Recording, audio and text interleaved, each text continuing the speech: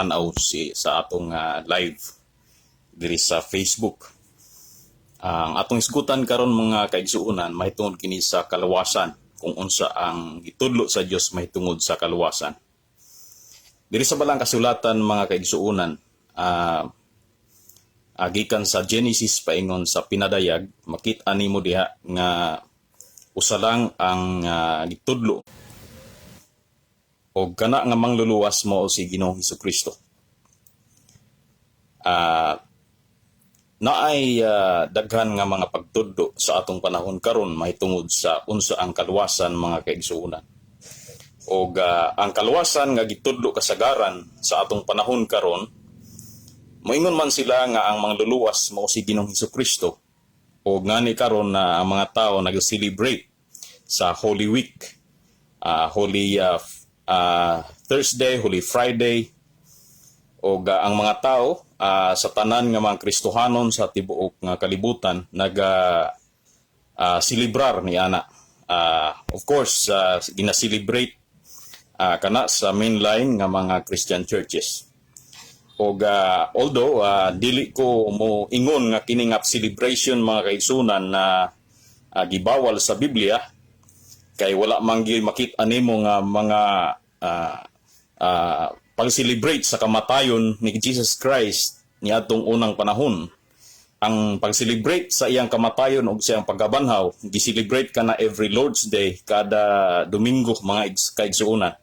Kumikan kay ang Domingo diha si Jesus Christ kanang adlaw mo kanang adlaw nga di nabanhaw si Ginoong Hesukristo.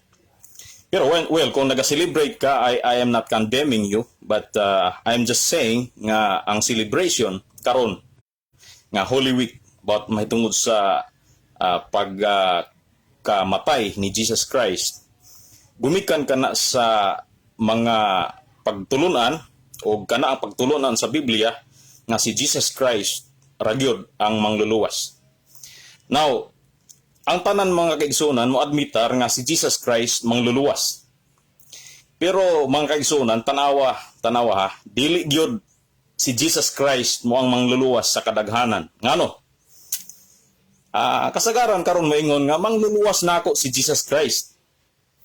Pero of course sa mga kaigsuonan, naapay ato nga part. Meaning niya na nga apil ka, naay atong part.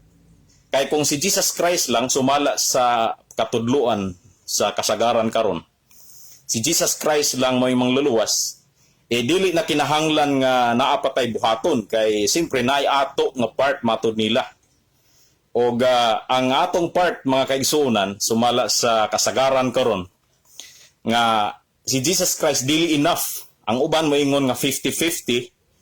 So 50% ang akong maayong buhat, 50% ang akong part, unya 50% ang part ni Jesus Christ. So pasabot ni ana nga bisan tuod nga si Jesus naghimo na sa iyang part dito sa cross sa Kalbaryo, bisan kung siya namatay unya nabanhaw na. Pero kana matud pa sa kasagaran nga pagtudlo karon, dili enough. Ang 50% niya kung walay ato nga part, walay ato nga counterpart, dili na siya enough mga kaigsuonan. Well, ang tawag niya na mga kaigsuonan sa kasaysayan, kanang mga tawhana, ang tawag niya ng ilang theology nga ilang ginakuptan is Arminianism or ang uban ginatawag kana nga Pelagianism, tungod kana sa usa ka British monk kaniadto nga nagtudlo nga mao si Pelagius nga gikan sa Britain, usa ka monghe nga Roman Catholic kaniadto nga nagtudlo nga ang mga tao inosente, matawo ka nga wa kay sala o kay wala man kay sala o kay inosente man ka. Of course kung mamatay ka, kung tuwa pa ka sa tiyan sa imong inaan, ang maluwas ka tungod kay inosente ka man. Ug sumala pa niya, moabot rang panahon nga mahimo kang makasasala kung ikaw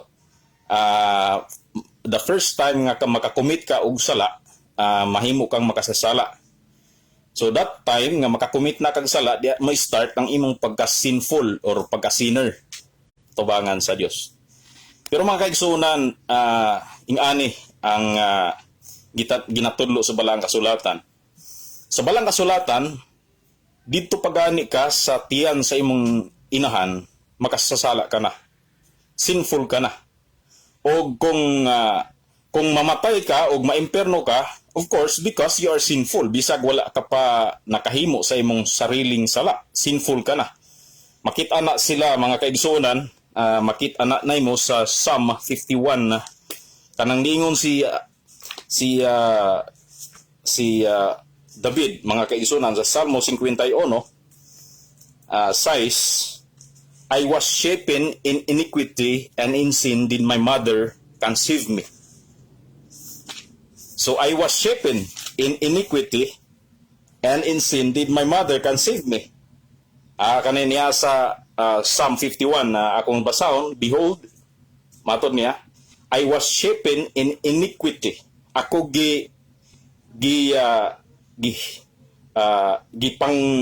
gipanganak or gipanamkon diha sa pagkadautan, o ako gipanamkon diha sa sala sa akong inahan. So I was shapen in iniquity, and in sin did my mother conceive me. So pasabot mga kaigsuunan nga ang pagkamakasasala sa tao nagsugod ka na gikan pa sa dihang naa pa siya sa tiyan sa iyang inahan. Naanay sala daan ang pagkapurma niya ingon nga tao, na purma siya ingon nga makasasala. Mga kaigsuunan, mo na ang giingon diya sa balang kasulatan. Ug asa manggikan ka ng pagkamakasasala, mga kaigsuunan? Asa gikan, anong nahimo ka man nga makasasala? Gumikan ka na, mga kaigsuunan, kay si Adan, sa diha nga nakasala si Adan ug si Iba. Ang ilang gihimong sala na transfer ka na o gi-impute dito sa ilang mga ang buot pasabot na imputation, mga igsoon, dito gidar ka na mga Bisaya kay balo ni ana, dito gi account, no, dito gipakang sa ilang mga kaliwat. Ang buot pasabot ni ana, mga kaigsuonan, nga wa pagani sila makasala, pero katong sala ni Adan kaniya to gikinda daan, gikwinta nga murag ing sala, mga kaigsuonan. Sa parehara ba nga atong pinakaunang ginikanan representative sa nato, no? Represent siya sa tanan niya nga kaliwat, mga kaigsuonan. Ang pagrepresentar bilang sa atong panahon karon, kuha na siya usa ka dili bag-o ka alang ka nato ang tanan nga nahibalo ni ana pananglitan na ang atong presidente representative sa Pilipinas. Kung adunay mga treaty, no, dunay mga treaty makasabutan nga iyang pirmahan, ang buot pasabot na nga ang tanang Pilipino apil sa ni pirma sa gipirma sa atong presidente. Kung dunay mga treaty among the nations nga iyang pirmahan. So si Adan, in that sense, nahimong representative sa tanan niya nga mga kaliwat, mga kaigsuonan. Og naa na sa Romans chapter 5, makita na kung sa mga kaigsuonan sa Romans chapter 5, verse 12, matod niya, wherefore, as by one man sin entered into the world, and death by sin, and so death passed upon men, for that all have sinned. So, ingon sa busas, pinaagi usa ka tawo, misulod ang sala dinhi sa kalibutan. Ug sulod ang kamatayon pinaagi sa sala. Ug ang kamatayon miadto sa tanan tawo. But pasabot niya na maigsuonan, tanan nga tawo wa pagani para sila na wa sila igasamon sa tiyan sa ilang mga inahan sa diha nga didto pas panahon ni Adan, no? Panahon nga si Adan nakasala, gikwinta ang iyang sala para sa tanan niyang kaliwat. So dili pwede, mga kaigsuonan, ang kaning pangingon nga ang kada tao na tao nga walay sala kay sa diha nga panamkon ka na no, sa tubangan sa Dios masasala ka na, no, walay tao nga uh, uh, naka-escape ni ana mga kaigsunan. So ang Pelagianismo kaning katudloan ni Pelagius mga igsunan, dili ka na defensible sa balaan nga kasulatan, dili madipinsahan, no, o bitaw nga naay mga tao nga kung ang usa ka bata mamatay gamay pa inig panak mamatay, ang ginahimo niya mao na ang ginahila ilang tagon ang bata nga inosente or gitawag nila anghel pa ang bata. Pero mga igsunan, dili anghel ang tao, ang bata tao na siya pero taong magkasasala, dili anghel. So wala pa gani mga kaigsunan ang tao ipanganak wa pa siya ihimugso, daan na siya nga makasasala at tubangan sa Dios. Mao kana ang gitudlo sa kasulatan ngarong nga makasa gumikan mga kaigsunan sa sala ni Adan nga gitupakang sila, no, klaro kaayo sa atong gibasa verse 15, but not as the offense as also is the free, for if through the offense of one many be dead. Tanawa, because of the offense of one man, o si Adan tanan nangamay. Sa chapter 5 verse 15 akong gibasa sa Book of Romans. Now sa verse not as it was by one that sinned, so is the gift. For the judgment was by one man to condemnation. So ang judgment, kanang paghukom, pinaagi sa usa ka tawo, dunay condemnation, dunay paghukom sa silot sa matag tawo nga niya sa kalidan because of that one man. O kanang one man, mao si Adan. So dili ikali mo mga kaigsunan nga representative si Adan nato, o gatong sagutan ka niya unsa ang meaning sa representation, no, representation nga once ang usa ka tawo naga-act in behalf of those whom he represented, siya ang tanan niyang gihimo mga kaigsunan ipakang murag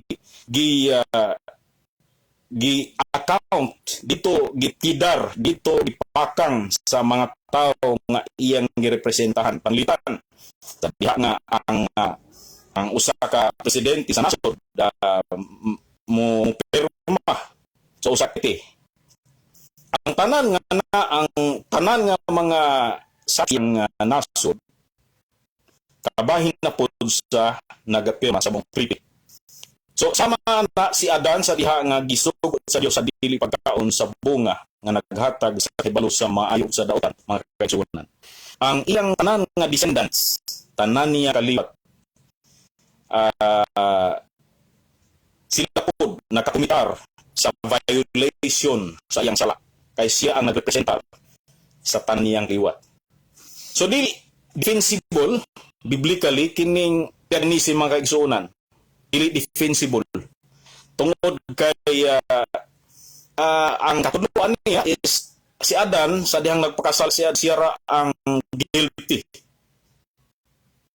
Pero sa kasulatan sa dihang nagkasala siya mga kaigsunan, tanan kita guilty. Busa sa diha nga tanan kita guilty sa atong pagpakasala, na di kinanglan nga makakomit og first sin ang tao para sa atubangan sa Dios sa kwenta guilty. The moment nga si Adan nagpakasala kadtong panahon na ang tanan nga descendants nahimong guilty sa atubangan sa Dios. Busa ang bata nga tuwa sa ilalom siya sa iyang inahan, panglitan lang ma-abort siya kung mato sa impierno, kana siya mga kaigsuonan ato sa impierno tungod anang sala o enough na, sufficient na kana ang sala nga nahimo ni Adan para iadto siya sa impierno. So walay bata nga inosente, walay bata nga anghel matuan la, no.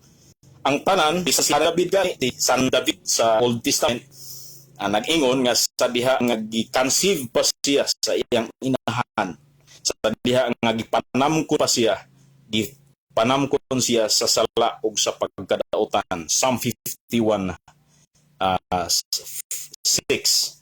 So, sa kaluwasan mga kaigsunan, musugot ka magsadili.